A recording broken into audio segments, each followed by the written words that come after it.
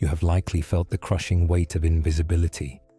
You enter a room filled with people you admire, men of status, women of influence, the decision makers, the gatekeepers, and you feel small. You approach them with your rehearsed lines, your polite smile, and your hidden agenda. You try to be helpful. You try to be nice. You ask if you can pick their brain or buy them a coffee. You project an air of eager availability, and yet you watch as their eyes glaze over. You feel them scanning the room over your shoulder, looking for someone more important, someone more interesting, someone who isn't you. They give you a polite nod, a generic answer, and then they drift away, leaving you standing there with your hand out and your dignity bruised. You tell yourself that they are arrogant. You tell yourself that the elites are a closed club, impenetrable to outsiders. You comfort yourself with the lie that you are just too nice for this cutthroat world. But deep down, you know, that isn't the truth. The truth is far more brutal, and it requires a philosopher as ruthless as Friedrich Nietzsche to explain it to you. The truth is that you smell of desperation. You smell of need. And to a person of power, there is no scent more repulsive than the scent of a beggar, even one wearing a suit. Nietzsche understood something fundamental about human nature that modern society tries desperately to hide. He understood that life is not a quest for happiness, comfort, or safety. Life is will to power. It is a fundamental biological drive to expand, to overcome, to assert one's existence upon the world. Every living organism, from the smallest cell to the greatest emperor, is driven by this will to discharge its strength. When you approach a powerful person from a place of neediness, asking for favors, asking for a job, asking for validation, you are violating this fundamental law. You are presenting yourself not as a force of nature, but as a void. You are a drain on their energy. And biological systems instinctively recoil from parasites. If you want to stop being ignored and start attracting the highest caliber of people into your life, you must undergo a complete inversion of your social psychology.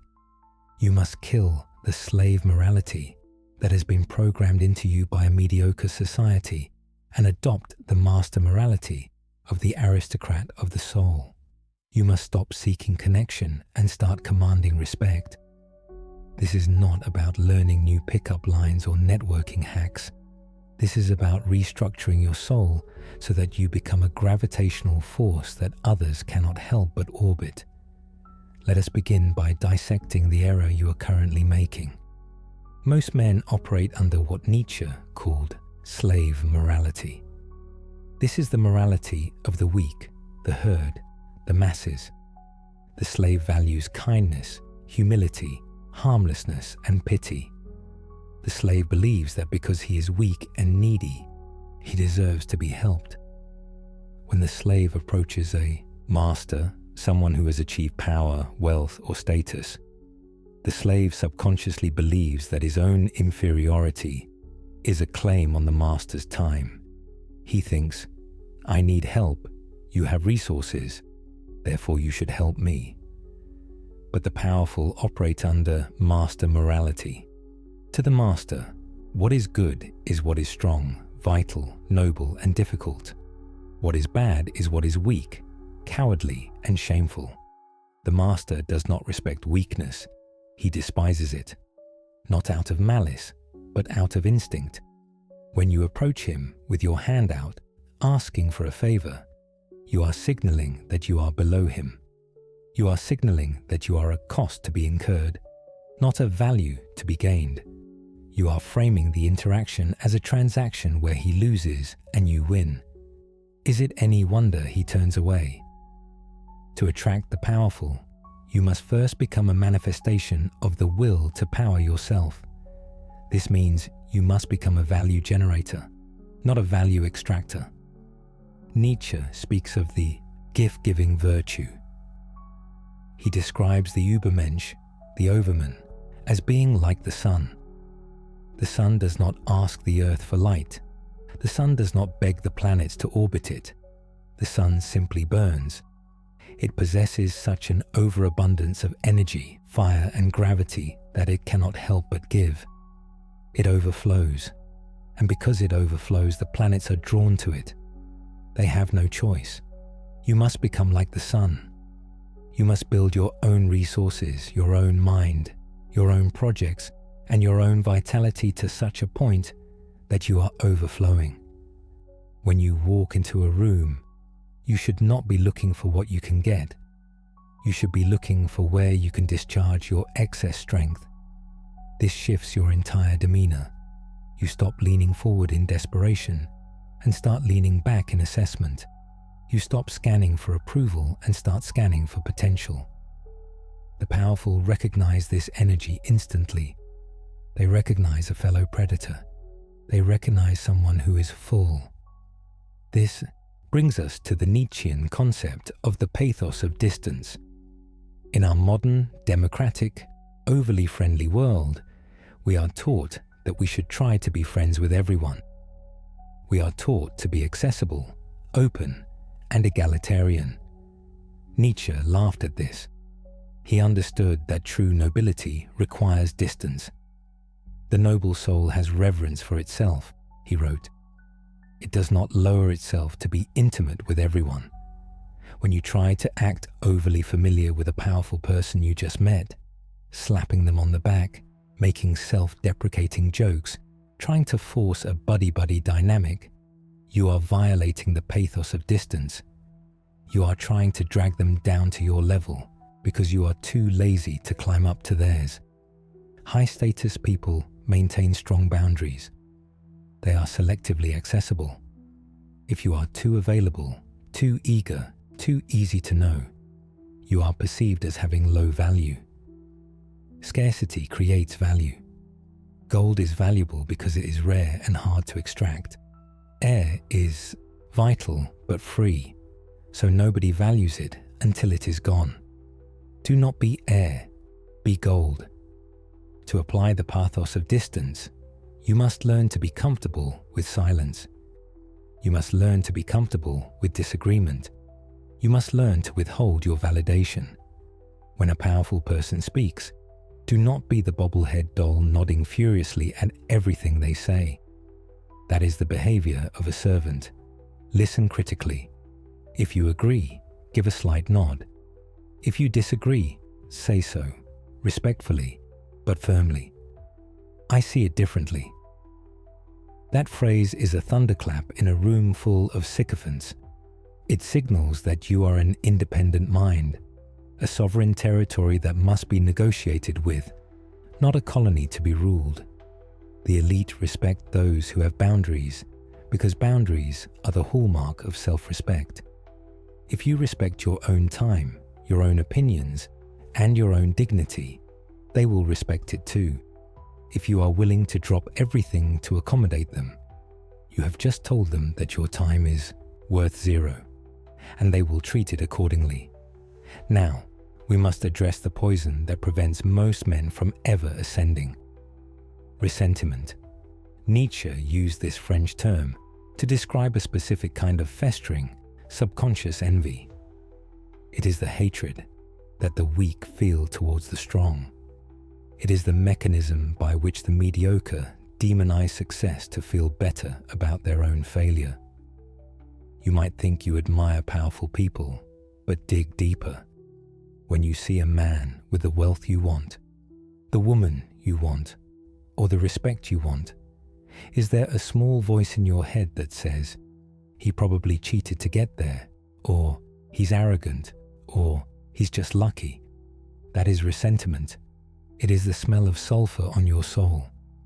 And here is the terrifying truth. Powerful people can smell resentment on you. They can sense the latent hostility behind your smile. They know that the man who flatters them today will be the man who stabs them in the back tomorrow if he gets the chance. To attract power, you must purge yourself of resentment. You must learn to genuinely admire strength. This is not about worshipping the person. It is about recognizing the quality of will to power manifesting in them. When you look at a titan of industry or a master artist, do not look at them with the eyes of a fan, nor with the eyes of a critic. Look at them with the eyes of a student and a peer. Recognize the discipline, the risk tolerance, and the ruthlessness that got them there. When you approach them without resentment, your vibe changes. You are no longer a potential enemy masking as a friend. You are a fellow warrior acknowledging another warrior on the battlefield. This allows for a clean, sharp interaction. You can look them in the eye without flinching. You can compliment them on a specific strategic move they made, not because you want something, but because you recognize the skill involved. Real recognizes real. If you want to be recognized as real, you must stop hating reality. This leads us to the most practical application of Nietzsche's philosophy in networking. Live dangerously. Nietzsche famously wrote, "The secret for harvesting from existence, the greatest fruitfulness and the greatest enjoyment is to live dangerously. Build your cities on the slopes of Vesuvius." What does this mean for connecting with people? It means that safety is boring, conformity is invisible. Most people are terrified of saying the wrong thing, so they say nothing of substance. They stick to the script. They talk about the weather, the traffic, the sports game. They are last men, Nietzsche's term for the ultimate pathetic end state of humanity, blinking, comfortable, and devoid of passion. Powerful people are bored to death by the last men. They are desperate for a spark of danger, of originality, of life. To attract them, you must be willing to take social risks. You must be willing to be polarizing. You must be willing to state a controversial truth. You must be willing to share a vision that sounds impossible. When you are in a conversation, do not aim for the safe middle ground. Aim for the edge. Share a project you are working on that has a high chance of failure, but a massive potential reward. Share a philosophical conviction that goes against the grain of the current culture. Even if they disagree with you, they will remember you. They will respect the fact that you have the courage of your convictions. In a world of beige, be a splash of crimson. The will to power is also about the imposition of form. The artist takes chaos and imposes form upon it to create a sculpture. The leader takes a chaotic market and imposes a vision upon it to create a company. When you interact with powerful people, do not be passive clay waiting to be molded. Be a sculptor. Have a plan. Have a direction. If you must ask for something, do not ask for a favor. Propose a campaign. Do not say, "Can you help me find a job?" That is a request for charity. Say, "I have analyzed your competitor's weakness and I have a strategy to exploit it. I want to execute this for you." That is a proposal of conquest. You are not asking for a hand up. You are offering a sword. You are proposing an alliance where both parties increase their power. This reframing changes everything. The master morality is obsessed with the expansion of power. If you can show a powerful person how interacting with you will expand their power, their influence, or their legacy, you do not need to beg. You simply need to present the blueprint. But to do this, you must have done your homework. You must have the competence to back up your audacity. Nietzsche despised actors, people who pretend to be deep but are shallow. You must actually be the thing you project. Let's go deeper into the psychology of the Übermensch in a social setting. The Übermensch is the one who creates his own values. He does not look to the room to see what is appropriate. He sets the tone of what is appropriate. This is often called frame control. When you enter an interaction, there is always a dominant frame. Usually, the powerful person holds the frame, and you fall into it. They sit, you stand. They speak, you listen. They check their watch, you panic. To attract them, you must learn to hold your own frame. This doesn't mean being rude or domineering. It means being unreactive. If they test you, and they will test you, you must not crumble. Powerful people often use subtle insults, silence, or dismissal to test the strength of those around them. They are shaking the tree to see if any rotten fruit falls. If they make a sarcastic comment and you get offended or apologize, you have failed the test. You have shown that your self-worth is dependent on their validation. But if they test you and you remain amused, unbothered, perhaps even returning a witty barb of your own, you pass. You have demonstrated that your internal gravity is stronger than their external pressure. This is the mark of a sovereign individual. Nietzsche said, "To become who you are is the ultimate task." A man who has become who he is cannot be rattled by the opinions of others, even powerful others. This unshakable self-possession is magnetic. It is the quality that makes people think, "I need this person on my team." Consider the concept of amore fati, love of fate. The Nietzschean man does not complain. He does not whine about his bad luck, his difficult childhood, or the unfairness of the market. Complaining is the language of the slave. It is a plea for pity. When you are speaking with high-status individuals, never ever complain. Never play the victim. If you have failed in the past, own it. I tried this venture, it crashed and burned, and I lost everything. Here is what I learned, and here is how I am rebuilding, stronger than before. That is the language of a master. It shows that you can metabolize pain and turn it into wisdom. It shows that you are anti-fragile. Powerful people know that failure is part of the process. They don't mind failure. They mind fragility. They mind the man who breaks. Show them you are the man who bounces back. You must also understand the utility of the mask. Nietzsche noted that every profound spirit needs a mask. This means you do not need to vomit your entire inner life onto the table in the first 5 minutes. That is what children do. There should be an element of mystery about you. Do not explain everything. Do not overshare. Leave them wanting to know more. The mask is not a lie. It is a strategic curation of the self. It is the pathos of distance applied to your own biography. When you hold back, you create a vacuum that their curiosity will try to fill. They will begin to project qualities onto you. They will wonder, who is this man? Where does he come from? This curiosity is the hook. Once they are curious, the power dynamic shifts. They are now chasing you for information. You have become the prize. Let's synthesize this into a concrete strategy for your next interaction. First, kill the need. Before you walk into the room, visualize yourself as a sovereign empire. You have your own resources, your own land, your own army. You are visiting a neighboring empire. You are open to trade, but you do not need their grain to survive. You are fed. This mental visualization changes your posture, your eye contact, and the tone of your voice.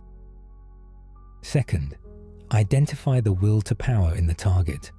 What are they trying to build? What is their battle? Do not talk to them about their past successes. They are bored of that. Talk to them about their future wars. I see you are moving into X market. That's a bold move. Engage with their ambition, not their history. Third, offer a challenge or a unique perspective. Do not just agree. Everyone says X about your industry, but I think Y is going to happen. Be the one person who isn't an echo chamber. Fourth, detach from the outcome. This is crucial. You must be willing to walk away. The man who is willing to walk away holds all the negotiating power. If they sense that you need this connection to work, they will run. If they sense that you are indifferent, that you will succeed with or without them, they will want to be part of your success. Nietzsche calls this the laughing lion. The lion who can laugh at the situation, who is playful because he knows he is dangerous. Finally, focus on your own ascent. The ultimate way to attract powerful people is not to chase them, but to become one of them. Spend less time networking and more time building.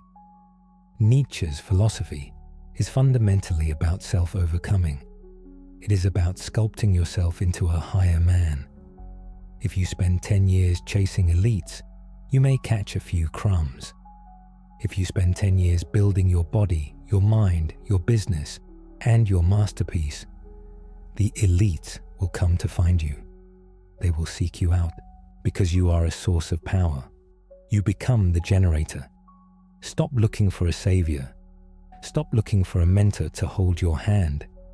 Nietzsche despised the idea of the savior. He wanted you to save yourself. He wanted you to look into the abyss, face the terror of existence, and say yes to it, to embrace your own will to power. When you do this, you undergo a chemical change. You stop looking like prey and start looking like a predator. You stop looking like a fan and start looking like a player. The hierarchy of human dominance is not just about money or titles. It is about spiritual weight. There are billionaires with the spiritual weight of a feather, anxious, needy, pathetic. And there are men with nothing but the clothes on their back who possess the spiritual weight of a mountain. Unmovable, formidable, real. Be the mountain. Let the tourists come to you. Let the climbers try to scale you. But never, ever descend to the valley to beg for attention. The path to the top is lonely. Nietzsche warned us of this. The higher we soar, the smaller we appear to those who cannot fly. When you adopt this mindset, you will lose friends. You will lose the comfort of the herd. The people who bonded with you over mutual weakness will hate your new strength. They will call you arrogant. They will say you have changed. Good. Let them drop away. They were dead weight. You are clearing the space for the new caliber of people to enter. You are creating a vacuum that will be filled by fellow masters, fellow creators, fellow overcomers. This is the law of the universe. Like attracts like. Weakness attracts weakness. Power attracts power.